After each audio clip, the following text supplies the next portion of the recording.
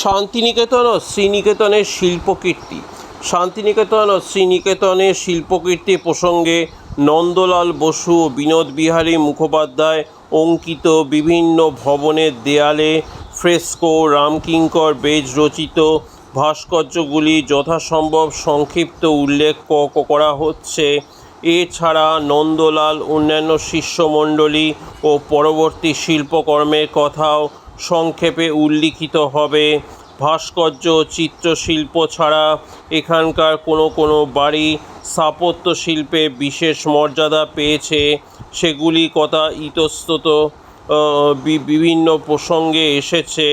উত্তরায়ণের বিভিন্ন বাড়ি, বর্তমান পাঠভবন দপ্তর, চৈত, ঘণ্টাতলা, সিংহসদন, কলাভবনের কালোবাড়ি অথবা শ্রীনিকেতনের উৎসব মণ্ডপ শান্তিনিকেতনের স্থাপত্য শিল্পে উৎকৃষ্ট দৃষ্টান্ত। নন্দলাল বসু, সুরেন্দ্রনাথ কর, রথীন্দ্রনাথ ঠাকুর প্রভৃতি শিল্পীগণ এখানে যে শিল্প বিপ্লব ঘটিয়েছিলেন, ভারতবর্ষের আধুনিক স্থাপত্য শিল্পের ইতিহাসে তা বিশেষ গৌরবের বিষয়। নন্দলাল বসু অঙ্কিত ভিত্তিচিত্র ও অন্যান্য শিল্পকর্ম পাঠভবন দপ্তরে একতলায় বারান্দায় নন্দলাল বসু অঙ্কিত সুদীর্ঘ ভিত্তিচিত্র শান্তিনিকেতনের অন্যতম প্রধান শিল্পকীর্তি। চৈতন্যের জন্ম, নটীর পুজো, সেকালের শান্তিনিকেতনের জীবন ও পারিপার্শ্বিক জীবনচিত্র এই সুদীর্ঘ প্যানেলটির বিষয়। সৃষ্টি এই বিপুল উন্মাদনা এই যুগে দেখা দিয়েছিল। নন্দলাল এই উদ্যমের পুরোধা এবং তার অনুবর্তী হয়ে তার সুযোগ্য ছাত্রছাত্রীরা কাজে নেমেছিলেন। এই বাড়িরই নিচের তলায় বাঁ দিকের বড় ঘরটিতে চারিদিকে দেয়ালে ঘিরে নন্দলাল ও তার শিষ্যমণ্ডলীর আঁকা জলজীবনের বিচিত্র রূপকথা ধরা পড়ছে। দোতলার বারান্দার দেওয়ালে বিভিন্ন শিল্পীর নানা মেজাজের শিল্পকলা আছে। জয়পুর পদ্ধতির এই ফ্রেস্কো প্রাচীন মিশরীয় পারসিক ধরনের ছবির সঙ্গে ভারতীয় ধারা মিশ্রিত হয়েছে। চীন ভবনের বারান্দার দেয়ালে নন্দলাল অঙ্কিত নটীর পুজো ও অন্যান্য ফ্রেস্কো আছে। এই ভবনটির বারান্দায় ওঠার আগে উপরে দুধারে প্রধান হল ঘরটির সামনের দেয়ালে, দোতলার উপর সিঁড়ির পাশে ও উপরের দেয়ালে ভিত্তিচিত্রে বিপুল সমারোহ। নন্দলাল তার একদল সুযোগ্য ছাত্রমণ্ডলী নিয়ে সুদীর্ঘকাল ধরে এই কাজ সম্পন্ন করেছেন।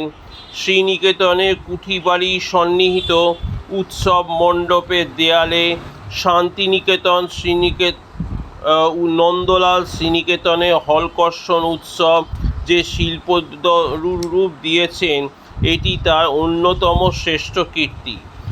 মোট 6টি প্যানেলে আঁকা এই ছবিতে 1363 বঙ্গাব্দের শ্রাবণ মাসে শ্রীনিকেতনে অনুষ্ঠিত সীতাযজ্ঞের বিষয়টি আছে। এই অনুষ্ঠানে পৌরোহিত্য করেন পণ্ডিত বিধুশেখর শাস্ত্রী। ছবিতে তিনি মন্ত্র পাঠরত অবস্থায় উপবিষ্ট। ডান দিকে হলস্পর্শ হয়ে দাঁড়িয়ে আছেন রবীন্দ্রনাথ। তার সামনে এলমহার্স্ট। 24শে জানুয়ারি 1933 খ্রিস্টাব্দে নন্দলাল এই শিল্পকর্ম শেষ করেছিলেন। এছাড়া অন্যান্য প্যানেলের উৎসবে নানা দৃশ্য আছে। কলাভবনের পুরাতন নন্দনবাড়িতে প্রবেশের বাঁ দিকের দেয়াল আপাতত গোয়েঙ্কা ছাত্রী আবাসের অন্তরালে নন্দলালের আঁকা গান্ধীজির বিখ্যাত ডান্ডি মার্চের ড্রয়িংটি বিরাট আকারে খোদিত আছে। কলাভবনের কালোবাড়ির চতুর্দিকের দেয়ালে কাজগুলি নন্দলাল বসু তত্ত্বাবধানে নির্মিত। কোনো কাজে তার হাতে বহুল পরিমাণও আছে। বস্তুত এই বাড়িটির কাজগুলি যৌথ শিল্পকর্ম হিসেবেই দেখাই উচিত। শ্যামলী বাড়ির চতুর্দিকে মাটি ও আলকাতরা শিল্পকর্মগুলি এরূপ যৌথ কর্ম।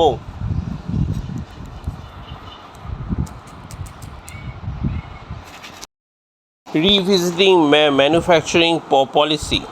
Rajiv Kumar. The context, the state of manufacturing in India. Manufacturing is in trouble in India. The share of the manufacturing sector in the country's GDP reached 16% in 2006-7, then stagnated for the next few years and declined since 2010-11. Even at its highest level, about 18% of GDP in the late 1980s, the manufacturing sector's share in India's GDP has been far below that in other Asian economies such as Thailand 36%, South Korea 31%, China 30%, and Taiwan 30%. With a gross value addition of $226 billion, India's manufacturing sector looks tiny when compared with China at $1.9 trillion. Consequently, its share of global manufacturing is a mere 2.2% compared with China's 18.9%. Economy employment in absolute terms has declined in the formal manufacturing sector from 55 million in 2004 to 2005, 12.2% of India's overall employment, to 50 million in 2010, 10.5%. Table 2. The share of manufacturing exports in India's total exports has also declined from 74% in 1991 to about 61% in 2011-12. But more worryingly, the rate of growth of manufacturing sector has been consistently declining since January 2010. This has now culminated in an actual shrinking of the value addition to the sector, with the growth rate plunging in